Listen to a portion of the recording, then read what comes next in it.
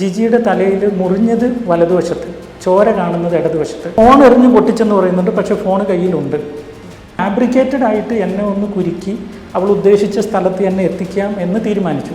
മനുഷ്യൻ്റെ നോർമൽ ചിന്ത തളർത്തുന്ന സാധനമാണ് മദ്യം. എൻ്റെ ഭാഷയെ പറഞ്ഞൊരു പൈശാചിക ബന്ധപ്പെടുത്തും. ഇപ്പോൾ ചിലപ്പോൾ ഈ ഇൻ്റർവ്യൂ കാണുമ്പോൾ ജിജിക്ക് തോന്നും, ഏട്ടാ പറഞ്ഞത് ശരിയല്ല, ഞാൻ ഒത്തിരി ഇങ്ങനെ മദ്യപിച്ചുകൊണ്ടല്ല. അങ്ങനെ മദ്യപിക്കുന്ന ഒരു ശീലം ഉണ്ടെന്ന് എൻ്റെ അറിവിൽ ഡെയിലി ഉണ്ട്. അപ്പോൾ നിങ്ങൾ ഒരുമിച്ച് താമസിച്ചപ്പോഴൊക്കെ അതെങ്ങനെയാണ് അഡ്ജസ്റ്റ് ചെയ്ത് പോയത്? നിങ്ങളെടുത്ത് പോയത് കൊന്നുണ്ട്. ക്രിസ്ത്യാനികളെല്ലാം കൂടെ മുസ്ലിമാണ്, തീവ്രവാദിയാണെന്ന് പറഞ്ഞു ലൈഫ് കുഴഞ്ഞുപോയി, പെട്ടുപോയി. ഞാൻ ഇപ്പോൾ എനിക്ക് പുറത്തിറങ്ങാൻ പറ്റില്ല. പുറത്തിറങ്ങിയാൽ ഞാൻ ഭാര്യയെ തല്ലിയ ക്രൂരൻ എന്നായി. ജിജി വളരെ ദാരിദ്ര്യ കുടുംബത്തിലായിരുന്നു. അങ്ങനെയാണ് അവിടെ ഒരു ഫ്രണ്ട്ഷിപ്പ് ഉണ്ടാകുന്നത്. വളരെ നാട്ടുകാരൊക്കെ അറിഞ്ഞ് പിടിക്കപ്പെടുന്നു. അവർ പറഞ്ഞത് മേത്തനെ കെട്ടണ്ടെന്നൊക്കെ പറഞ്ഞു. അത് എതിർപ്പായിരുന്നു. കാര്യം മുസ്ലിം മതം മാറി വന്നതുകൊണ്ടുള്ളൊരു എതിർപ്പ് ബന്ധുക്കൾക്കുണ്ടായി. ഭാര്യയ്ക്ക് മേൽ അടിച്ചേൽപ്പിക്കുന്ന ഒരു കാര്യമാണ് അവൾ മദ്യപിക്കുന്ന ഒരാളാണെന്നുള്ളത്. അവളെ ഒരു ടെസ്റ്റിന് വിട്ടാൽ മതി, മെഡിക്കൽ ടെസ്റ്റിന് വിട്ടാൽ പ്രശ്നം തീർന്നില്ല. എൻ്റെ കയ്യിൽ ഇഷ്ടംപോലെ ഫോട്ടോസ് ഉണ്ട്, ഇഷ്ടംപോലെ വീഡിയോസ് ഉണ്ട്. അതൊന്നും ഞാൻ പബ്ലിഷ് ചെയ്യാൻ മീഡിയയിലിടാൻ ആഗ്രഹിക്കുന്നില്ല. ഞാനതിന് ഇവരെ ഒഴിവാക്കി പ്രസ്ഥാനം മുഴുവൻ ഇല്ലാണ്ടാക്കിയിട്ടും ഒന്നിച്ചു പോകാൻ ഞാൻ തയ്യാറാണ്. ഇവരെന്നെ ട്രാപ്പ് ചെയ്യുന്ന ഏക വാക്ക് നീ മെൻ്റലാന്ന് പറയും. ഇന്ന് രാവിലെ വരെ ഞാൻ പറഞ്ഞു, ഞാൻ മീഡിയയുടെ മുമ്പിൽ പ്രത്യക്ഷപ്പെട്ടാൽ എല്ലാം കൈവിട്ട് പോകുന്ന സാഹചര്യമാണ്. ബൈബിളിൽ ഉൽപ്പത്തി മുതൽ വെളിപാട് വരെ എടുക്കും. ഏത് കുടുംബത്തിൽ അടിയുണ്ടാവാതിരുന്നു. ഒരുപാട് നാൾ ഞാൻ ഒറ്റക്കാവേണ്ടി വന്നാൽ ഒരുപക്ഷെ ഞാൻ പിരിഞ്ഞു പോയെന്ന് വരാം. എനിക്കും ഉണ്ടാവും ശിക്ഷ. കാരണം ഞാനും അതിൽ മാനേജ് ഇൻട്രസ്റ്റിയാണ്. അവൾക്കും ഉണ്ടാവും ശിക്ഷ. അത് അനുഭവിക്കുക മാത്രമേ വഴിയുള്ളൂ. ഞങ്ങളുടെ തകർച്ച എത്ര നിങ്ങൾ കണ്ടാലും ഞങ്ങൾ തകരില്ല. അതുകൊണ്ട് ഇപ്പോൾ അനുഭവിക്കുന്ന വേസ്റ്റ് എക്സ്പീരിയൻസ് കൊണ്ട് സകല മലയാളികളും ഞങ്ങളെ ചർച്ചാ വിഷയമാക്കി. സോ ഞാൻ പറയുന്നത്, ഞങ്ങളെ കളിയാക്കിയിട്ട് ഹാപ്പി ആവുന്നവർ ഹാപ്പി ആയിക്കോട്ടെ. ജിജിയുടെ ഫാമിലി ബാക്ക്ഗ്രൗണ്ട് എന്താ സാമ്പത്തികമായി? ജിജി വളരെ ദാരിദ്ര്യ കുടുംബത്തിലായിരുന്നു. ആ ദാരിദ്ര്യം കൊണ്ടാണ് അവൾ ചെറുപ്രായത്തിൽ 19 വയസ്സുള്ളപ്പോഴെന്തോ ചെന്നൈയിൽ പോകുന്നു, ജോലി ചെയ്യുന്നു, ANM നഴ്സിംഗ് എന്തോ പഠിച്ച്. അങ്ങനെയാണ് അവിടെ ഒരു ഫ്രണ്ട്ഷിപ്പ് ഉണ്ടാകുന്നത്. അത് വളരെ നാട്ടുകാരൊക്കെ അറിഞ്ഞ് പിടിക്കപ്പെടുന്നു. പ്രായമുള്ള ഒരാളായി അങ്ങനെ കുറേ പ്രശ്നങ്ങളുണ്ട്. അങ്ങനെയൊക്കെ എൻ്റെ അടുത്ത് വന്നു കഴിഞ്ഞപ്പോഴേക്കും അതൊന്ന് സോൾവ് ചെയ്ത് കരകയറ്റി കൊണ്ടുവന്നത്. പിന്നെയാണ് അവർക്ക് പതുക്കെ പതുക്കെ സാമ്പത്തികമായി അനിയത്തിനെ പഠിപ്പിച്ചു, പിന്നത്തെ അനിയത്തിനെ പഠിപ്പിച്ചു, അനിയനെ പഠിപ്പിച്ചു. ഇവരെല്ലാം ഇച്ചിരി മെച്ചപ്പെട്ട് കുഴപ്പമില്ല. പക്ഷേ ഇപ്പോഴത്തെ പ്രസൻറ്റ് സിറ്റുവേഷൻ എന്ന് പറഞ്ഞാൽ ജിജി പേഴ്സണലി, അതായത് വിദേശത്ത് നിന്നും നമ്മുടെ ചാരിറ്റബിൾ ട്രസ്റ്റിലേക്ക് ഡയറക്റ്റ് കാശ് അയക്കാൻ പറ്റാത്തവർ അയക്കാൻ പറയുമ്പം ജിജിയുടെ നമ്പറെല്ലാം ഓൺലൈനിലുണ്ടല്ലോ, എൻ്റെ ഭാര്യയല്ലേ, ഫുൾ വിശ്വസിക്കുമല്ലോ. അവൾക്ക് പേഴ്സണലി കാശ് അയച്ചു കൊടുത്തിട്ടുണ്ട്. ആ കാശുകളാണ് ഈ തിരുമല നടത്തിയെന്ന് വിശ്വസിക്കുന്നു ഞാൻ. അതിലും തെളിവ് സഹിതം വരണം. കാരണം അതിനൊരു പെറ്റീഷനൊക്കെ കൊടുത്ത് തെളിവൊക്കെ എടുക്കുക എന്നുള്ളൊരു ചിന്തയിലാണ് ഞാൻ നിൽക്കുന്നത്. വിവാഹ സമയത്ത് ഫാമിലീസിന് സപ്പോർട്ട് ഉണ്ടായിരുന്നു നിങ്ങൾക്ക്? വലിയ സപ്പോർട്ട് ഇവളുടെ പേരൻസിൻ്റെ ഭാഗത്തുനിന്നുണ്ടായിരുന്നു. പക്ഷേ ഇവരുടെ ബന്ധുക്കളെല്ലാം എതിരായിരുന്നു. അവർ പറഞ്ഞത് മേത്തനെ കെട്ടണ്ടെന്നൊക്കെ പറഞ്ഞു. അതുപോലെ മാരിയോ വെഡ്സ് ജിജി എന്ന് എഴുതിയെടുത്ത് കട്ടായി പോയി. ആറിയോ വെഡ്സ് ജിജി. അപ്പോൾ ഇപ്പം തന്നെ ആറിയല്ല കല്യാണം എന്ന് പറഞ്ഞ് അവരുടെ ആൻറ്റിമാർ കളിയാക്കുന്നത് ഞാൻ കേട്ടിട്ടുണ്ട്. അത് എതിർപ്പായിരുന്നു. കാര്യം മുസ്ലിം മതം മാറി വന്നതുകൊണ്ടുള്ളൊരു എതിർപ്പ് ബന്ധുക്കൾക്കുണ്ടായി. ഇപ്പോൾ ഒരു പക്ഷേ ഇതൊക്കെ കാണുമ്പോൾ അവർ സന്തോഷിക്കും. പക്ഷേ എൻ്റെ വിശ്വാസം ഞാൻ ഇപ്പോഴും പറയട്ടെ, ഞങ്ങളുടെ തകർച്ച എത്ര നിങ്ങൾ കണ്ടാലും ഞങ്ങൾ തകരില്ല.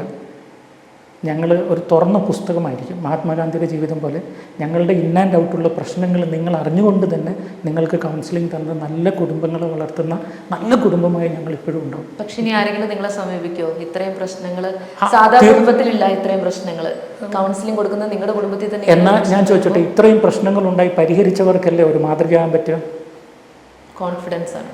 അല്ല, ഞാൻ ചോദിച്ചോട്ടെ, ഒരു പ്രശ്നത്തെ തരണം ചെയ്ത ആൾക്ക് അതേ പ്രശ്നം അനുഭവിക്കുന്നവരെ സഹായിക്കാൻ പറ്റുമോ ഇല്ലയോ?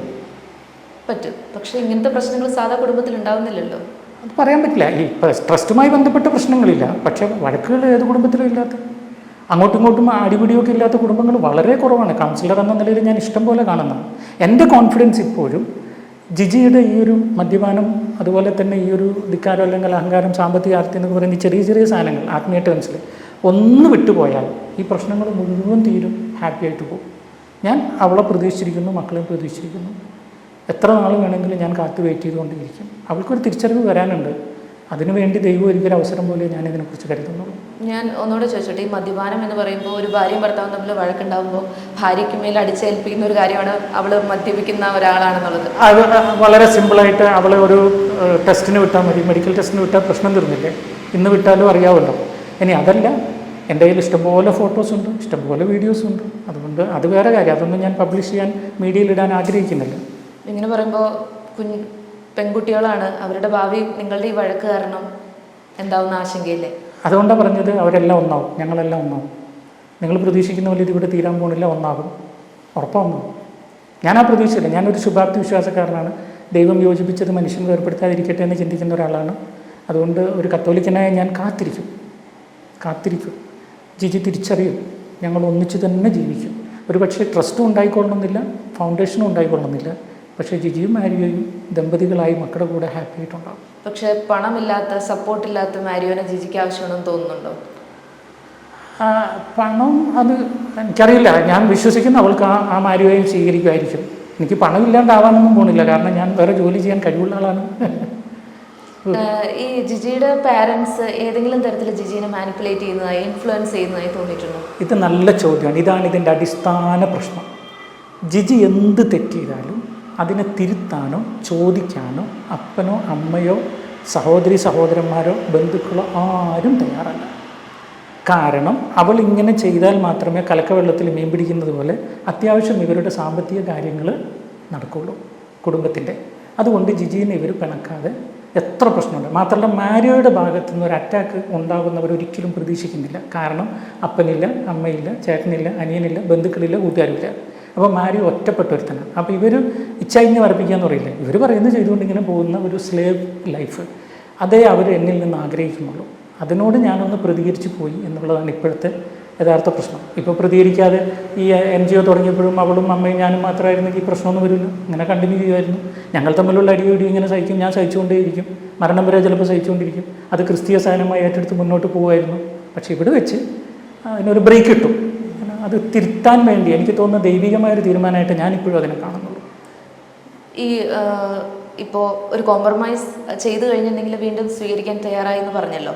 കോംപ്രമൈസ് എന്നുള്ളത് ജിജിയുടെ ഭാഗത്തു നിന്നല്ലാതെ താങ്കൾക്കും അതിന് പറ്റുമല്ലോ. ഇവരെ ഒഴിവാക്കി നിങ്ങൾക്ക് രണ്ടുപേർക്കും ഞാനതിന് ഇവരെ ഒഴിവാക്കി NGOയും ക്യാൻസൽ ചെയ്ത് വേണേ ട്രസ്റ്റും ക്യാൻസൽ ചെയ്ത് പ്രസ്ഥാനം മുഴുവൻ ഇല്ലാണ്ടാക്കിയിട്ടും ഒന്നിച്ചു പോകാൻ ഞാൻ തയ്യാറാണ്. പക്ഷെ അവരുടെ കുടുംബം മാത്രം നയിക്കുന്ന ഒരു പ്രസ്ഥാനം നിലനിർത്തിയിട്ട് എനിക്ക് പോകാൻ പറ്റില്ല. കാരണം it gives me mental stress. അതെന്നെ മെൻ്റലി വീക്കാക്കുന്നു. ഞാനല്ലാണ്ടായിപ്പോകും കുറേ കൂടെ കഴിയുമ്പോൾ. അതായത് നമ്മൾ ഒരു പരിധി വിട്ട് നമ്മൾ സപ്രസ്ഡ് ആകുമ്പോൾ നമുക്ക് ജീവിക്കാൻ പറ്റുന്നു. ഈ രണ്ട് പ്രസ്ഥാനം വൈൻഡപ്പ് ചെയ്യാൻ ഞാൻ ഇപ്പോഴും റെഡിയാണ്. അതാണ് അവൾ കോംപ്രമൈസ് പറയുന്നെങ്കിൽ രണ്ട് പ്രസ്ഥാനം വൈൻഡപ്പ് ചെയ്യുക. ഫിലോക്കാലിയ ചാരിറ്റബിൾ ട്രസ്റ്റിൻ്റെ പ്രോപ്പർട്ടി മുഴുവൻ ഗവൺമെൻറ്റിന് കൊടുത്തേക്കുക, അല്ല സമാനമായ ഏതെങ്കിലും സഭയുടെ ട്രസ്റ്റിന് കൊടുത്തേക്കുക, NGO വൈൻഡപ്പ് ചെയ്തൊക്കെ ഐ എം റെഡി ഈവൻ ആണ്.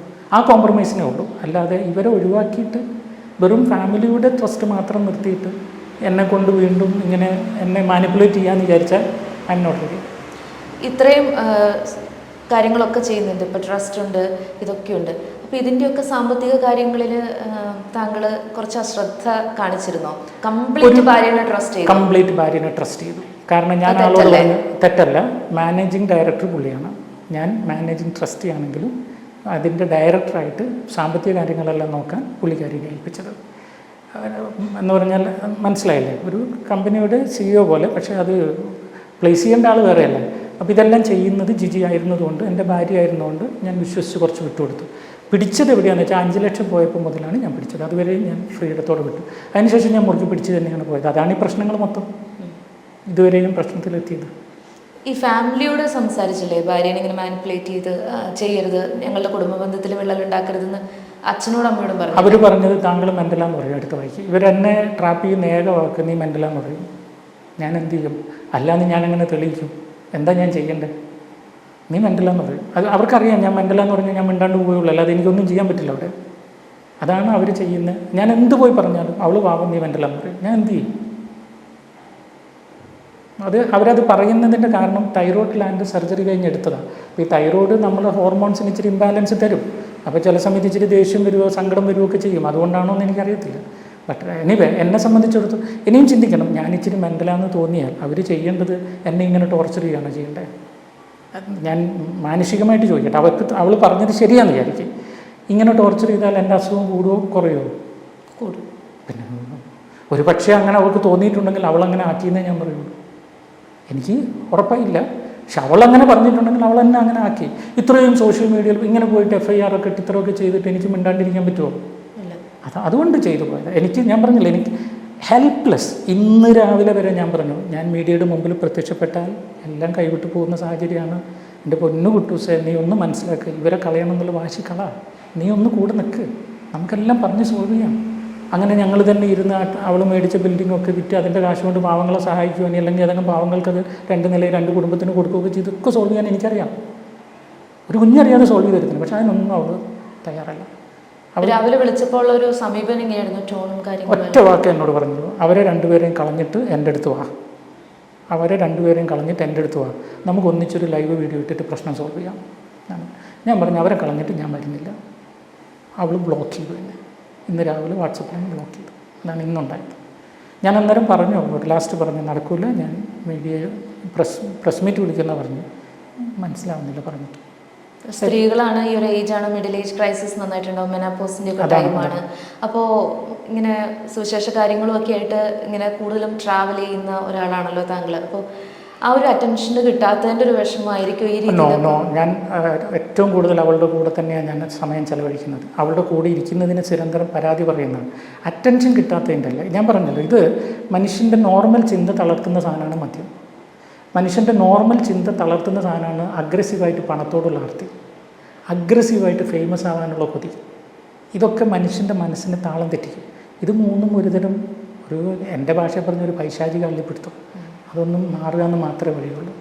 എന്നെ സംബന്ധിച്ചിടത്തോളം ഞാൻ വെറും കൈയോടെ വന്ന ആളാണ്, വെറും കൈയോടെ പോകുന്ന ആളാണ്. ഇന്നിപ്പോൾ താങ്കൾ ചോദിച്ചല്ലോ ഇതെല്ലാം നിർത്തിയിട്ട് എന്ത് ചെയ്യുന്നു. ഇതെല്ലാം നിർത്തിയിട്ട് ഞാൻ ജോലി ചെയ്ത് ആഹാരം കഴിക്കും. അല്ല എങ്കിൽ ഇഷ്ടംപോലെ മൊണസ്ട്രികൾ ലോകത്തുണ്ട്.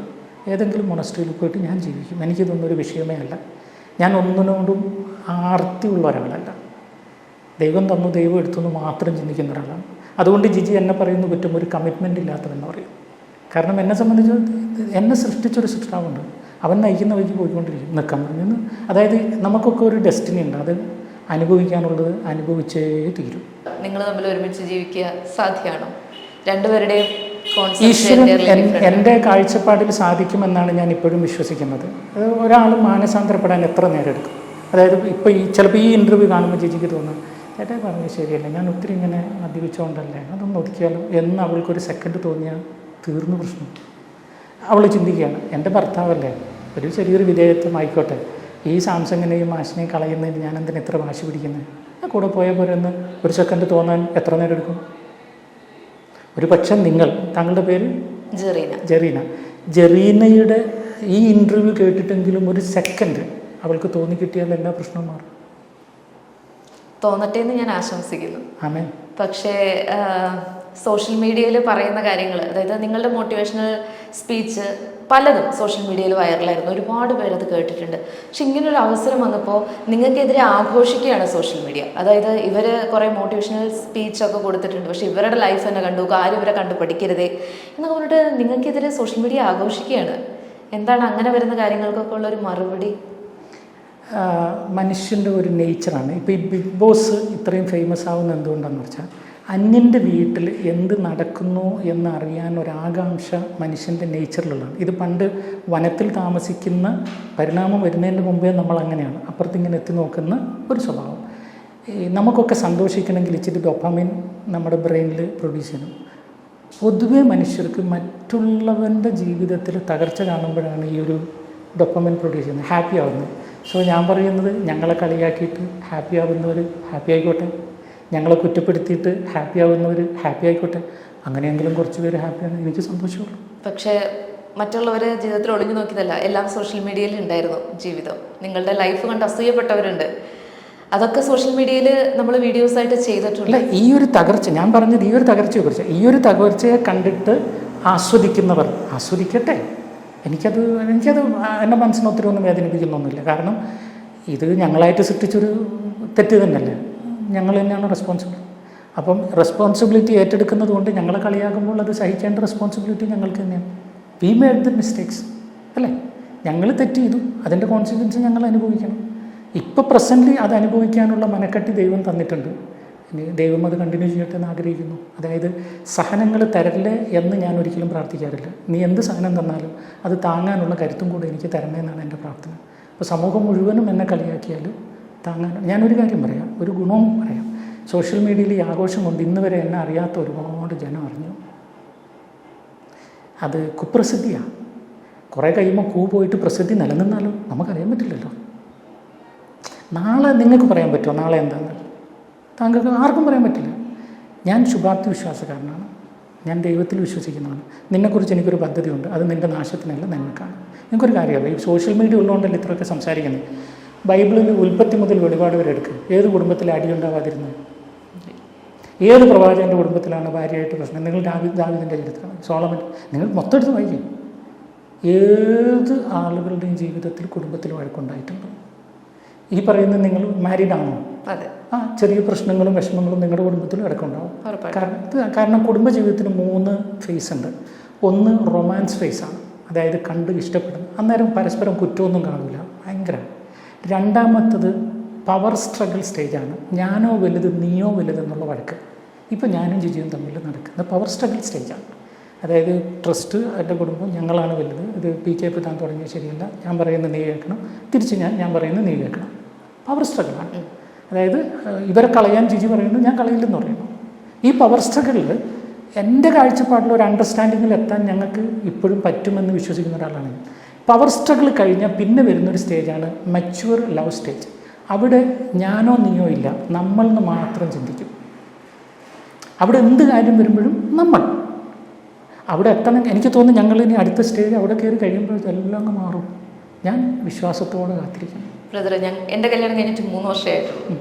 പക്ഷെ ബ്രദറിൻ്റെ കല്യാണം കഴിഞ്ഞിട്ട് 20 വർഷം, 21 വർഷമായി. ഇനി മെച്യൂർഡ് സ്റ്റേജിലേക്ക് എത്താൻ എത്ര ദൂരം? അത് ഒരു പക്ഷേ ഈ പ്രസ്ഥാനം ഇല്ലായിരുന്നെങ്കിൽ പണ്ടേ മെച്യൂർഡ് സ്റ്റേജിൽ കയറിയാണ്. പറ്റിപ്പോയത് ഇവിടുത്തെ ഈ പ്രസ്ഥാനമാണ്. ഞാൻ അതുകൊണ്ട് ഇപ്പം മനസ്സുകൊണ്ട് ചിന്തിക്കുന്നത് ഇത് രണ്ടും വൈൻഡപ്പ് ചെയ്യാനാണ് ചിന്തിക്കുന്നത്. പക്ഷേ ഏറ്റെടുത്ത പ്രോജക്റ്റ് ഒന്ന് കംപ്ലീറ്റ് ചെയ്യണം. അല്ല വഴിയിലിട്ട് പോകാൻ പറ്റില്ലല്ലോ. അത് കംപ്ലീറ്റ് ചെയ്തിട്ട് വൈൻഡപ്പ് ചെയ്യാം ഈ പ്രസ്ഥാനം. അതോടുകൂടി കുടുംബം ഭയങ്കര ഹാപ്പി ആയിരിക്കും. വെറും പ്രസംഗങ്ങളായിട്ടോ ഇനി അല്ലെങ്കിൽ കൗൺസിലിംഗ് ആയിട്ടോ ഇനി അല്ലെങ്കിൽ യാത്രകളായിട്ടോ വെറും ബ്ലോഗർമാരായിട്ട് വേണമെങ്കിലും പോലും പോകാം. ഞാൻ പറഞ്ഞ മനസ്സിലായോ? അതുകൊണ്ട് ഇതൊരു വിഷയമല്ല. ഈ ഞങ്ങളുടെ ഇടയിൽ ഇപ്പോഴത്തെ അടി എന്ന് പറഞ്ഞാൽ പ്രസ്ഥാനമാണ്. അപ്പോൾ ആ പ്രസ്ഥാനത്തെ ഒന്നങ്ങോട്ട് മാറ്റി വെക്കുക എന്നുള്ളൊരു ചിന്തയാണ് ഇപ്പോൾ ഞാൻ ആലോചിച്ചുകൊണ്ടിരിക്കുന്നത്. ഞാൻ പറഞ്ഞില്ലേ, ഇപ്പോൾ എടുത്ത് പ്രൊജക്റ്റ് കംപ്ലീറ്റ് ചെയ്യാൻ ഈ PKF ഒന്ന് മുന്നോട്ട് കൊണ്ടുപോയാൽ പറ്റും. ചിലപ്പോൾ ഒരു 4-5 മാസമൊക്കെ ചിലപ്പോൾ ഒന്ന് മുന്നോട്ട് കൊണ്ടുപോയി പ്രൊജക്റ്റ് കംപ്ലീറ്റ് ചെയ്യും, പുതിയതൊന്നും എടുക്കില്ല, അത് വൈൻഡപ്പ് ചെയ്യാന്നുള്ളതാണ് എൻ്റെ ഒരു ആഗ്രഹം. ജിജി അന്ന് ബ്രദറിനെ കല്യാണം കഴിക്കാമെന്ന് തീരുമാനിക്കുന്നതിന് പിന്നിൽ എന്തെങ്കിലും അജണ്ട ഉണ്ടായിരുന്നു? കാരണം താങ്കളൊരു ക്യാൻസർ സർവൈവറാണ്. അപ്പോൾ അങ്ങനെ ഉള്ള ഒരാളെ കല്യാണം അവൾക്ക് വേറൊരു വിവാഹം നടക്കാത്തൊരു സിറ്റുവേഷനിലാണ്. ഒരിക്കലും നടക്കാൻ പറ്റില്ല. അവരുടെ അനിയത്തിമാരുടെയും ജീവിതം കരകയറില്ല. അവൾക്ക് ഒരു ലൈഫ് പാർട്ണർ കിട്ടിയിട്ടില്ലെങ്കിൽ അങ്ങനത്തെ ഒരു സാഹചര്യം ആയതുകൊണ്ട് അവൾ പെട്ടെന്ന് ക്യാൻസർ സർവൈവറാണ്. ഒരാഴ്ച താമസിച്ചുള്ളെങ്കിൽ പോലും കുടുംബം രക്ഷപ്പെടും. മൂത്തവൾ കെട്ടി ബാക്കിയുള്ളവർക്ക് പ്രശ്നമില്ലെന്നാണ്. അതുകൊണ്ടായിരിക്കണം എന്ന് ഞാൻ വിശ്വസിക്കുന്നു. അതെ, ഇപ്പോൾ പറഞ്ഞല്ലോ ഇനിയും ഒരുമിച്ച് താമസിക്കാൻ അല്ലെങ്കിൽ ഒരുമിച്ച് ജീവിക്കാൻ ഞങ്ങൾ റെഡിയാണെന്നുള്ളത്. ഡിവോഴ്സ് എന്നുള്ളൊരു കാര്യം എപ്പോഴെങ്കിലും ഏതെങ്കിലും പോയിന്റിൽ മനസ്സിൽ ചിന്തിച്ചിട്ടുണ്ടോ? അങ്ങനെ ചിന്തിച്ചിട്ടില്ല. ശരിക്കും പേടിപ്പിച്ചിട്ടുണ്ട്. ഞാൻ ഡിവോഴ്സ് ചെയ്യണമെന്ന്, ഡിവോഴ്സ് ചെയ്യണമെന്ന് പൂർണ്ണമായും ഞാൻ ചിന്തിച്ചിട്ടില്ല. കാരണം എന്നെ സംബന്ധിച്ചാണ് ഞാനൊരു കത്തോലിക്കനാണ്. കത്തോലിക്ക സഭയിൽ ഡിവോഴ്സ് ഇല്ല. അവിടെ നള്ളിഫയിങ് ഉണ്ട്. വിവാഹം അസാധുവായി പ്രഖ്യാപിക്കും. ആക്ച്വലി എൻ്റെ വിവാഹം ഞാനിപ്പം സഭാ കോടതിയിൽ ട്രൈബ്യൂണലിൽ പോയാൽ അസാധുവാകാൻ ഒരുപാട് കാരണങ്ങളുണ്ട്. കാരണം ഇവൾ മറച്ചു വെച്ച കുറേ കാര്യങ്ങളുണ്ട്. അതുകൊണ്ട് വേണമെങ്കിൽ എനിക്ക് നള്ളിഫൈ ചെയ്യാൻ സഭയെ സമീപിക്കാം, ഇനി അല്ലെങ്കിൽ കോടതിയിൽ സമീപിക്കാം. പക്ഷേ ഈ നിമിഷം വരെ അതില്ല. ഇനിയും ഇതേപോലെ മുന്നോട്ട് പോയാൽ ഐ ഡോണ്ട് നോ, എനിക്ക് നാളെ അറിയില്ലല്ലോ. നമ്മുടെ മനസ്സിലിപ്പോൾ മെനഞ്ഞാന്ന് നിങ്ങൾ ചിന്തിച്ചിട്ടുണ്ടാവില്ല എൻ്റെ ഇൻ്റർവ്യൂ എടുക്കണമെന്ന്. ഇന്നലെ വന്ന ചിന്തയല്ലേ, ക്യാൻ ചേഞ്ച്. മനുഷ്യൻ്റെ ചിന്ത നിങ്ങൾ വിചാരിച്ചത് പെർമനൻ്റ് ആണ്. It comes and goes. കാർമേഘം പോലെ ഇങ്ങനെ വന്നുകൊണ്ടിരിക്കും. ഒരുപക്ഷെ ജിജിയുടെ ചിന്തയിൽ ഒരു മാറ്റം ഇന്ന് രാത്രി ഉണ്ടായാൽ പ്രശ്നങ്ങൾ സോൾവ് ആവും. ഇല്ല എങ്കിൽ കുറച്ച് നാളും കൂടെ കാത്തിരിക്കും. ഒരുപാട് നാൾ ഞാൻ ഒറ്റക്കാവേണ്ടി വന്നാൽ ഒരുപക്ഷെ ഞാൻ പിരിഞ്ഞു പോയെന്ന് വരാം. ഇല്ലയെന്നൊന്നും ഞാൻ പറയുന്നില്ല. ഒരുപാട് നാളിങ്ങനെ ഒറ്റക്കായ പിന്നെ എന്താ പറയുക, ലൈഫ് അങ്ങനെ ആയിപ്പോയില്ലേ. That's all. അങ്ങനെ ആവരുതെന്ന് നിങ്ങൾ പ്രാർത്ഥിക്കുന്നു, ഞാനും പ്രാർത്ഥിക്കുന്നു. ബ്രദറെ, ഇപ്പോൾ സീരിയസ് ആയിട്ട് അലിഗേഷൻസ് ആണ് കംപ്ലൈൻ്റ് ആയിട്ട് പോയിരിക്കുന്നത്. FIR ഇടണമെങ്കിൽ അതിലെന്തെങ്കിലും കാര്യം ഉണ്ടാവില്ലേ? അങ്ങനെയാണ് അപ്പോൾ FIR വന്നത്?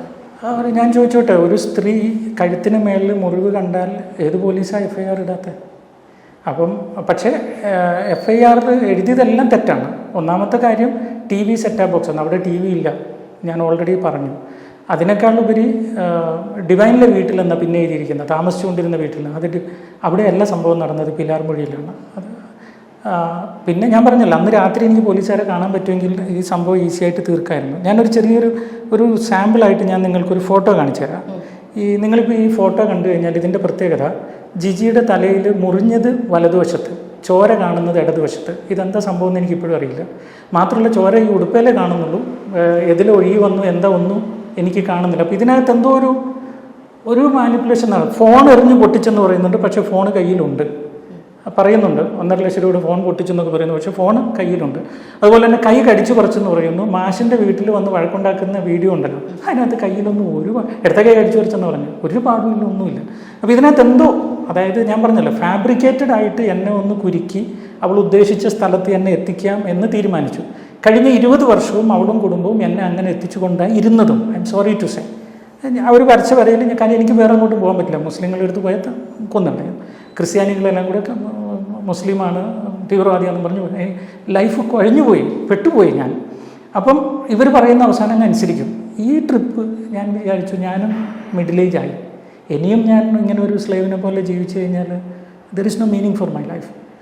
ഒന്ന് ഫുൾ സ്റ്റോപ്പ് ചെയ്യുന്നു. ഇത് പണ്ടേ ചെയ്താൽ മതിയായിരുന്നു. അതായത് 2023 അടിയിൽ അന്ന് എല്ലാ സ്റ്റാഫുകളും എന്നോട് പറഞ്ഞു അവിടെ വെച്ച് സ്റ്റോപ്പ് ചെയ്തോളാൻ പറഞ്ഞു. മാത്രമല്ല ഞങ്ങളുടെ കൂടെ ഉണ്ടായിരുന്ന ടോണി പറക്കാന്ന് പറയുന്ന ഒരു ചേട്ടായി വളരെ ആത്മാർത്ഥമായിട്ട് എല്ലാം ഇറങ്ങിപ്പോയി. പോകുമ്പോൾ എൻ്റെ അടുത്ത് പറഞ്ഞു, ബ്രദർ എന്നാണോ ജിജിയുടെ ഈ സ്വഭാവങ്ങൾ സ്റ്റോപ്പ് ചെയ്യുന്നത് അന്ന് ഞാൻ തിരിച്ചു വരാമെന്ന് പറഞ്ഞ് ഇറങ്ങി. പിന്നെ വന്നിട്ടേ ഇല്ല. നമുക്ക് ഈ മദ്യപാനം ഇല്ലാതാക്കാൻ വേണ്ടിയിട്ട് ബലമായിട്ട് ഡി അഡിക്ഷൻ സെൻറ്ററിൽ കൊണ്ടുപോകാൻ എപ്പോഴെങ്കിലും ശ്രമിച്ചിട്ടുണ്ടോ?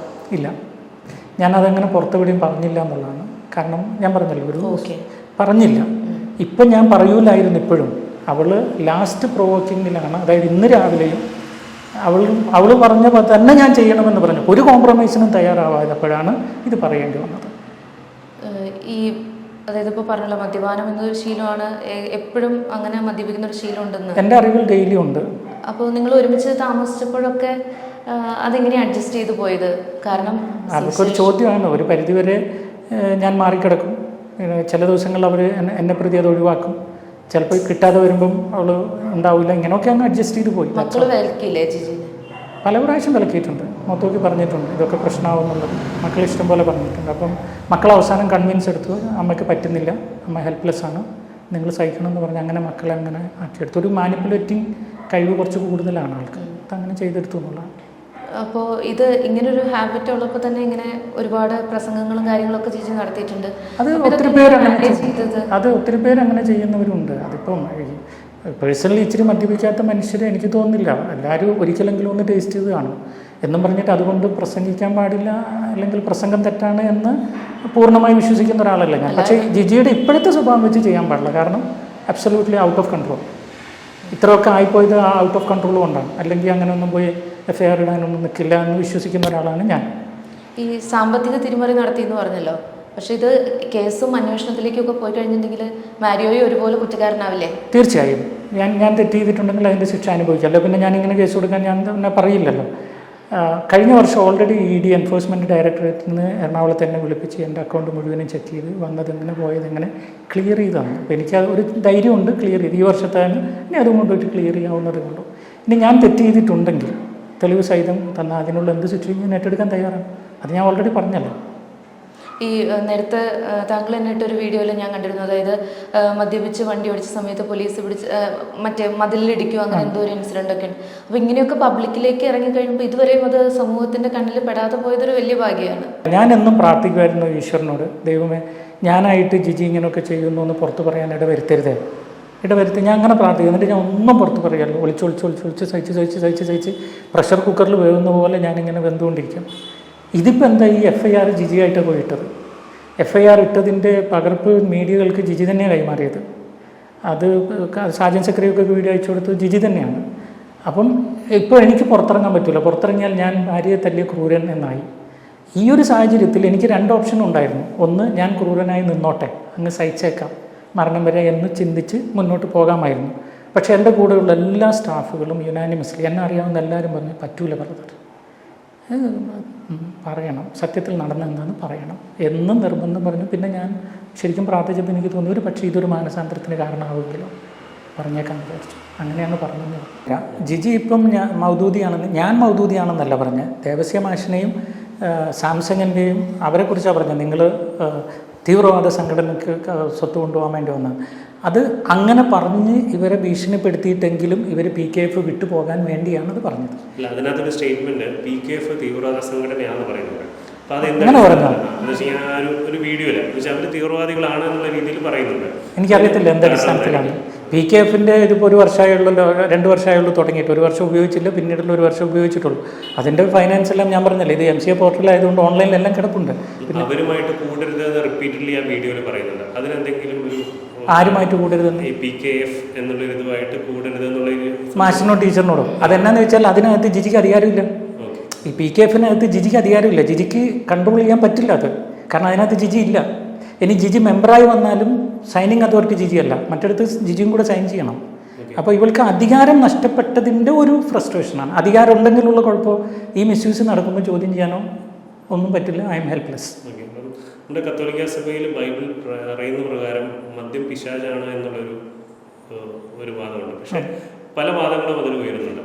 ഒരു പക്ഷേ ഈ സ്വഭാവ വൈകല്യങ്ങൾക്കെല്ലാം കാരണം മദ്യമായിരിക്കും. എൻ്റെ വിശ്വാസത്തിൽ എനിക്ക് അങ്ങനെ തോന്നിയിട്ടുള്ളത്. നോർമലായി ചിന്തിക്കാൻ പറ്റുന്നില്ല. ഇതൊക്കെ ഞാൻ ചോദിച്ചോട്ടെ, ഈ മനുഷ്യരോട് ഇത്രയും വെറുപ്പ് കാണിച്ച് അവരെ ഇറക്കി വിടണം എന്നുള്ളൊരു വാശി നോർമൽ ചിന്തയാണോ? എനിക്ക് തോന്നുന്നില്ല അത് നോർമൽ ചിന്തയാണെന്ന്. ഇവർ എത്രയോ വർഷങ്ങളായിട്ട് എൻ്റെ കൂടെ ഉള്ളതാണ്, അത്രയും നൊമ്പരപ്പെട്ട് വന്നവരല്ലേ. അവരെ ഒഴിവാക്കണം എന്നുള്ള ആ വാശി നോർമലാണോ എന്നാണ് എൻ്റെ ചോദ്യം. എന്തുകൊണ്ടാണ് വാശി? അവൾക്ക് ചെറിയ മിസ്യൂസിങ് നടക്കണമെങ്കിൽ ചോദ്യം ചെയ്യാൻ വേറെ ആരും അവിടെ ഉണ്ടാവരുത്. അപ്പൻ അമ്മ അവൾ മാത്രമേ ഉണ്ടാവുള്ളൂ.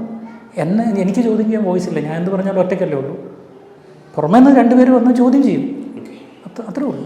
രാവിലെ ബ്രദർ ഇട്ട വീഡിയോയിൽ പറഞ്ഞു ഒരു കസിൻ വന്ന് ഇവർക്കെതിരെ കംപ്ലൈന്റ് കൊടുത്തിരുന്നു. കംപ്ലൈന്റ് നമ്മുടെ അടുത്ത് അത് പറഞ്ഞല്ലോ ഞാൻ ഓൾറെഡി. സന്തോഷം എന്ന് പറയുന്ന ചോദ്യം ചെയ്തു എന്ന് പറയുക. അപ്പം അന്ന് ഓഫീസിലുണ്ടായ ചെറിയൊരു ഒരാളുമായിട്ട് കൂടുതൽ അടുപ്പം ഉണ്ടായെന്നാണല്ലോ പറയുന്നത്. അപ്പം അത് താങ്കൾ ചോദ്യം ചെയ്തിരുന്നു, അതിനെക്കുറിച്ച് എന്താണ് ഒരു എക്സ്പ്ലനേഷൻ പറയുന്നത്? അവർ ഫ്രണ്ടാണെന്ന് മാത്രം പറഞ്ഞു, അത്രേ ഉള്ളൂ. അതൊരു ഫ്രണ്ട്ഷിപ്പാണ്, വേറെ ഒന്നും ഇല്ലെന്ന് പറഞ്ഞു. ഞാൻ അങ്ങനെ വിശ്വസിക്കുന്നു. ഇപ്പോൾ അതൊരു ഫ്രണ്ട്ഷിപ്പാണ്, അല്ലാതെ വേറൊരു തെറ്റാണെന്ന് ഞാൻ ചിന്തിക്കുന്നില്ല. Okay okay. അപ്പം അതിനെക്കുറിച്ച് ചോദിച്ചതാണ് അവരെ പ്രകോപിപ്പിച്ചത്. യെസ്. Okay okay. അപ്പം അത്തരത്തിൽ ഒരു ദമ്പതികൾക്കിടയിൽ നോർമലായിട്ടുണ്ടാകുന്ന ഒരു കോൺവെർസേഷനാണ്. അപ്പം അത് കേട്ടപ്പോഴേ അവർ കൂടുതൽ പ്രൊവോക്ഡ് ആവാനും ഒരാളെ മർദ്ദിക്കാനും. അത് മാത്രമല്ല, വേറെ കുറേ കാര്യങ്ങളിൽ ഈ കസിനോട് വൈരാഗ്യം ഉണ്ടായിരുന്നു. ഒരുപാട് കാര്യങ്ങൾ. കാരണം ഞാൻ ചെയ്യുന്ന റൈറ്റിൻ്റെ കൂടെ അവൻ നിൽക്കുമായിരുന്നു, അവൾ ചെയ്യുന്ന റോങ്ങിനെ അവ എതിർക്കുമായിരുന്നു. അപ്പം അതുകൊണ്ട് കുറച്ച് കാര്യങ്ങൾ ഫാമിലി തന്നെയും അവർ തമ്മിൽ ഒരു ഫ്രിക്ഷൻ ഉണ്ടായിരുന്നു. ഒരു കാര്യം കൂടെ ചോദിക്കട്ടെ. അതായത് ഇത് എൻ്റെ മനസ്സിൽ തോന്നിയതാണ്, ഇതിനോട് എഗ്രി ചെയ്യാം ഡിസെഗ്രി ചെയ്യാം. അതായത് ഇത്രയും നാൾ ജിജി ചേട്ടായി എന്ന് വിളിച്ച് സ്നേഹത്തോട് ശുശ്രൂഷിച്ച ഭർത്താവ്, പക്ഷേ ഈ സ്നേഹമൊക്കെ കാപട്യമായിരുന്നു. അതായത് ക്യാൻസർ സർവൈവറാണ്, അധികം നാളില്ല, എൻ്റെ കയ്യിലാകും എന്നുള്ളൊരു. ജെന്യൂൻ ആയിട്ടാണ് ഞാൻ ജിജിയെ സ്നേഹിച്ചത്. തിരിച്ചോ? എനിക്കറിയില്ല, അത് അവൾ പറയണം. ഞാൻ ഈ നിമിഷവും ജെന്യൂൻ ആയിട്ടാണ് ജിജിയെ സ്നേഹിക്കുന്നത്. ജിജിയെ എനിക്ക് വേണം, മക്കളെ എനിക്ക് വേണം, കുടുംബം ഒന്നിച്ച് പോകണം. പക്ഷേ ജിജിക്ക് എങ്ങനെയാണെന്നുള്ളത് ഞാൻ അറിയില്ല, അത് ജിജിക്ക് അറിയുള്ളൂ. ജിജിക്ക് എങ്ങനെയാണെന്നുള്ളത് എനിക്കത് പറയാൻ പറ്റില്ല. അവളുടെ മനസ്സ് ഇപ്പോഴും എനിക്ക് മനസ്സിലായിട്ടില്ല, അതുകൊണ്ട് അറിയത്തില്ല. മാനുഷികമായി ചിന്തിക്കുമ്പോൾ, ഒരു മിനിറ്റ് പറഞ്ഞോട്ടെ, മാനുഷികമായി ചിന്തിക്കുമ്പോൾ ജെന്യൂൻ സ്നേഹമാണെങ്കിൽ ഈ ഒരു കാര്യത്തിൽ വിട്ടുവീഴ്ച ചെയ്യാവുന്നതേ ഉണ്ടായിരുന്നുള്ളൂ എന്ന് ചിന്തിക്കാം. പക്ഷേ അതും മനസ്സുകൊണ്ട് ആക്സെപ്റ്റ് ചെയ്യാൻ എനിക്ക് പറ്റുന്നില്ല. അവൾ എന്നെ ഇഷ്ടപ്പെടുന്നുണ്ട്, സ്നേഹിക്കുന്നുണ്ട്. ഞാൻ അങ്ങനെ വിശ്വസിക്കുന്നു. അതാണ് ഇഷ്ടം. ഇപ്പം 1 വർഷം മുമ്പ് നമ്മുടെ സോഷ്യൽ മീഡിയയിൽ ഏറ്റവും കൂടുതൽ വൈറലായത് ജിജിയുടെ ഒരു വീഡിയോ ആയിരുന്നു. പ്രൈസ് ആൻഡ് വർഷിപ്പ് നടത്തുന്ന ഒരു വീഡിയോ, ഓർമ്മയുണ്ടാവും? കോമഡി ആയിട്ട്. ഓക്കെ. അപ്പം അത് ആക്ച്വലി ശരിക്കും ദൈവവുമായിട്ടുള്ള ഒരു കണക്ഷൻ എന്നുള്ള ഒരു ഇതിൽ പറയുന്നതായിരിക്കാം. പക്ഷേ ഇത്തരത്തിൽ ബ്രദർ പറഞ്ഞ പോലെ ചെയ്യുന്ന ഒരാൾക്ക് അത്തരത്തിൽ ദൈവവുമായിട്ട് അങ്ങനെ ഒരു കണക്ഷൻ ഉണ്ടാക്കാൻ പറ്റും. അപ്പം ഇപ്പം ആ വീഡിയോ കാണുമ്പോൾ പലരും പറയില്ല അത് ഫേക്ക് ആണോ എന്നുള്ളൊരു ചോദ്യം വരില്ലേ? ഇത് ഞാൻ ചോദിച്ചു, ഈ മനുഷ്യൻ നേരത്തെ ഞാൻ പറഞ്ഞത് തന്നെ വീണ്ടും പറയുകയാണ്. ഇന്ന് വളരെ നല്ല ചിന്തയും നല്ല ആത്മാർത്ഥതയുള്ള മനുഷ്യൻ നാളെ പെട്ടെന്ന് അവൻ്റെ ഏതെങ്കിലും ഒരു ഹോർമോൺ ഇംബാലൻസ് കൊണ്ട് വളരെ മോശമായിട്ട് ചിന്തിച്ചൂടെ? ഒരുപക്ഷെ ആ സമയത്ത് ജിജി അത്രയും ദിവ്യമായിട്ടായിരുന്നിരിക്കണം, അല്ലാന്ന് പറയാൻ ഞാൻ, കാരണം അവൾ ആത്മാർത്ഥമായി പ്രാർത്ഥിക്കുന്നത് ഞാൻ കണ്ടിട്ടുണ്ട്. ഈ സമയത്ത് അതല്ല എന്നല്ലേ ഉള്ളൂ. ഇറ്റ് ഡസൻറ്റ് മീൻ അത് ഫേക്കാണ്, അത് ജെന്യൂൻ ആയിരുന്നു. ഇപ്പം നടക്കുന്നതും ജെന്യൂനാണ്. അവൾ ഫേക്കായിരുന്നെങ്കിൽ ഇതൊക്കെ മറച്ചു വെക്കാം. ഇത് രണ്ടും ജെന്യൂനാണ്. അതിന് എനിക്കങ്ങനെ ഒരാളെ വിധിക്കാൻ പറ്റില്ല. I'm really sorry. ജിജിയുടെ മനസ്സെന്താണെന്ന് അറിയാതെ എനിക്ക് അത് അവളങ്ങനെ ചെയ്തു ഇങ്ങനെ എനിക്കറിയാവുന്ന അനുഭവിച്ച കാര്യമല്ലേ പറയാൻ പറ്റുള്ളൂ. മദ്യത്തിൻ്റെ കാര്യം, പണത്തിൻ്റെ കാര്യം, ഇച്ചിരി ഫേമസ് ആവണം എന്നുള്ള പ്രശ്നം, ഇത് മൂന്നും ഇച്ചിരി കൂടുതൽ, അത് ഇച്ചിരി ആർത്തിയായിപ്പോയി, അത്രേ ഉള്ളൂ. അതൊന്ന് കുറഞ്ഞാൽ എല്ലാ പ്രശ്നവും തീരും. അപ്പം യഥാർത്ഥത്തിൽ ഒരു ഗോഡ് എക്സ്പീരിയൻസിൽ കൂടെ തന്നെയാണ് ജിജി സ്പിരിച്വാലിറ്റിയിലേക്ക് എത്തിയത് എന്ന് വിശ്വസിക്കുന്ന ആളാണ് ഞാൻ. കാരണം അവളുടെ ജീവിതം തകർന്നു കിടക്കുമ്പം, എൻ്റെ ജീവിതം രോഗത്തിൽ കിടക്കുമ്പോൾ ഞങ്ങളെ കണ്ടുമുട്ടിപ്പിച്ചത് ഈശോയാണെന്ന് 100% വിശ്വസിക്കുന്ന ആളാണ് ഞാൻ. അപ്പോൾ അവളെ ഈശോയാണ് എൻ്റെ കയ്യിൽ ഏൽപ്പിച്ചത്. അപ്പോൾ ഇപ്പോൾ ഇതെന്തുകൊണ്ട് സംഭവിക്കുന്നു എന്ന് ചോദിച്ചാൽ, അപ്പം നിങ്ങൾ ഒരുപക്ഷെ നിങ്ങൾ ചിന്തിക്കുന്നത് ഇത് ആത്മീയമാണെങ്കിൽ ഇതെന്തുകൊണ്ട് സംഭവിക്കുന്നു എന്നുള്ളതല്ലേ. ഞാൻ സിമ്പിൾ ഒരു കാര്യം ചോദിച്ചോട്ടെ, ലോകത്തിൽ നടന്ന ഏറ്റവും വലിയ തിന്മ എന്താണെന്ന് അറിയാം നിങ്ങൾക്ക്? ഒരു തെറ്റും ചെയ്യാത്ത ക്രിസ്തുവിനെ 2 കള്ളന്മാരുടെ ഇടയിൽ മഹാകള്ളനായി ക്രൂശിച്ചതാണ്. ആണോ? അതല്ലേ ശരിക്കും ലോകത്ത് നടന്ന ഏറ്റവും വലിയ തിന്മ? പക്ഷേ ആ തിന്മ കൊണ്ടുണ്ടായത് എന്താണെന്ന് അറിയാം നിങ്ങൾക്ക്? ലോകത്തിലെ മുഴുവൻ മനുഷ്യനും രക്ഷ. അതായത് വേസ്റ്റ് തിന്മയിൽ നിന്ന് ഏറ്റവും വലിയ അനുഗ്രഹം സൃഷ്ടിച്ചെടുക്കാൻ കഴിവുള്ള ഒരാളാണ് ദൈവം. ഒരു പക്ഷേ ഞാനും ജിജിയും ഇപ്പം കടന്നു പോകുന്ന ഈ വേസ്റ്റ് എക്സ്പീരിയൻസിൽ നിന്ന് ഞങ്ങളെ തിരിച്ചു കൊണ്ടുവരുന്നത് ഒരുപാട് കുടുംബങ്ങളുടെ നന്മയ്ക്ക് വേണ്ടി ആയിക്കൂടെ? അതാണ് ഞാൻ പറഞ്ഞ ശുഭാപ്തി വിശ്വാസം. ഞാനൊരു ക്രിസ്ത്യാനിയാണ്, ഞാനൊരു കത്തോലിക്കനാണ്, ബൈബിളിൽ അടിയുറച്ച് വിശ്വസിക്കുന്നവനാണ്, സഭാ പഠനത്തിൽ വിശ്വസിക്കുന്നവനാണ്. അതുകൊണ്ട് ഇപ്പം അനുഭവിക്കുന്ന വേസ്റ്റ് എക്സ്പീരിയൻസ് കൊണ്ട് സകല മലയാളികളും ഞങ്ങളെ ചർച്ചാ വിഷയമാക്കി. ഇനിയുള്ള റീയൂണിയനിൽ, മാനസാന്തര റീയൂണിയനിൽ എന്ത് സംഭവിക്കുമെന്നുള്ളത് എനിക്കറിഞ്ഞൂടാ. But I trust in God. ഒരു ചോദ്യം കൂടെ, നമ്മൾ ED താങ്കളുടെ പേഴ്സണൽ അക്കൗണ്ടിൻ്റെ വിവരങ്ങളൊക്കെ അന്വേഷിക്കുന്നു എന്ന് പറയും. അപ്പോൾ എന്തുകൊണ്ട് ജിജിയിലേക്ക് അന്വേഷണം എത്തിയില്ല? എനിക്കറിയില്ല, അത് ചോദിച്ചില്ല എൻ്റെ അടുത്ത്. അപ്പോൾ താങ്കൾക്ക് അതിനകത്തൊരു ഇനീഷ്യേഷൻ എടുക്കാൻ പറ്റില്ല അവരുടെ അക്കൗണ്ട്? അതന്നല്ലേ അടി തുടങ്ങിയത്. അത് പറഞ്ഞത് കൊണ്ടല്ലേ അടി ഉണ്ടായത്. അതല്ല, എൻ്റെ നിയമപരമായിട്ട് പോകുമെന്ന് പറഞ്ഞതിലാണ് കലിച്ചത്. അല്ല, അപ്പം അങ്ങനെ ഇനി മുന്നോട്ട് പോയിക്കൂടെ? പോവാണ് ഞാൻ എൻ്റെയും ആളുടെയും ഒക്കെ മുന്നോട്ട് കൊണ്ടുപോവാണ്, ട്രസ്റ്റിൻ്റെയും ഫൗണ്ടേഷൻ്റെ ഒക്കെ കൊണ്ടുപോവാണ്. നിയമത്തിൻ്റെ വഴിക്ക് നടക്കും. ഞാൻ ഇന്ന് രാവിലെ ഇട്ട വീഡിയോയിൽ പറഞ്ഞല്ലോ, ഇനി നിയമത്തിന് വിട്ടുകൊടുക്കുകയാണ്. എൻ്റെ വേദന ഇത്രേ ഉള്ളൂ. അത് പെട്ടെന്ന് നിയമത്തിൻ്റെ വഴിയിൽ പോയി ഇതെല്ലാം അങ്ങ് ഫ്രീസ് ചെയ്ത് കഴിഞ്ഞാൽ ഏറ്റെടുത്ത പ്രോജക്റ്റ് ED ഓഫീസിലേക്ക് വിളിച്ചിട്ടോ അല്ലെങ്കിൽ അവരുമായി ബന്ധപ്പെട്ടോ എൻ്റെ ഭാര്യയുടെ അക്കൗണ്ടുമായി ബന്ധപ്പെട്ട അന്വേഷണം നടത്തണം എന്നുള്ളൊരു നീക്കം നടന്നിട്ടുണ്ടോ? ഞാൻ നടത്താൻ പോവുകയാണ്. അതിൻ്റെ മുമ്പ് ട്രാൻസ്പെറൻ്റ് ആയിട്ട് എന്നോട് കാര്യം പറ എന്ന് ചോദിച്ചതിനാണ് അടി തുടങ്ങിയത്. അങ്ങനെ ഇടിയിലേക്കൊക്കെ പോയത് വലിയ കേസായാൽ ജിജി എന്ന് പറയുന്ന ഭാര്യയോട് എങ്ങനെയാണ് ഭാര്യനെ രക്ഷിച്ചെടുക്കാൻ പറ്റുന്നൊരു വിശ്വാസം ഉണ്ടോ? അല്ല, അതിലെന്താണ് നിയമം അനുശാസിക്കുന്ന ശിക്ഷ? എനിക്കും ഉണ്ടാവും ശിക്ഷ. കാരണം ഞാനും അതിൽ മാനേജിങ് ട്രസ്റ്റിയാണ്. അവൾക്കും ഉണ്ടാവും ശിക്ഷ. അത് അനുഭവിക്കുക മാത്രമേ വഴിയുള്ളൂ, വേറെ ഒന്നും ചെയ്യാൻ പറ്റില്ല. അപ്പോൾ ഇന്ന് ഫേസ്ബുക്കിൽ പോസ്റ്റ് ചെയ്ത ലൂക്കായുടെ സുവിശേഷം 8-ാം അധ്യായം 17-ാം വാക്യം, അത് ഒന്നുകൂടെയും പറയുകയാണ്. അതായത് മറിഞ്ഞിരിക്കുന്നൊന്നും വെളിപ്പെടാതിരിക്കുകയില്ല, അറിയപ്പെടാതെയും വെളിച്ചത്ത് വരാതെ ഇരിക്കുന്ന രഹസ്യവുമില്ല. അതുപോലെ തന്നെ ഇപ്പോൾ ഞങ്ങൾ കേട്ടത് മാരിയോ ബ്രദറിൻ്റെ വേർഷനാണ്. ഇതുപോലൊരു വേർഷൻ ജിജിക്ക് പറയാനുണ്ടോ അറിയില്ല. അങ്ങനെയാണെങ്കിൽ അവരുടെയും കേൾക്കാൻ ഞങ്ങൾ തയ്യാറാണ്. അപ്പോൾ എന്തായാലും മറിഞ്ഞിരിക്കുന്ന ആ സത്യം പുറത്തു വരട്ടെ. നിങ്ങൾ വിശ്വസിക്കുന്ന പോലെ ഭാര്യ വീണ്ടും നിങ്ങളിലേക്ക് തന്നെ എത്തിച്ചേരട്ടെ. നിങ്ങളുടെ ജീവിതം മറ്റുള്ളവർക്ക് സാക്ഷ്യമായി മാറട്ടെ എന്ന് ആശംസിക്കുന്നു. ആമേൻ.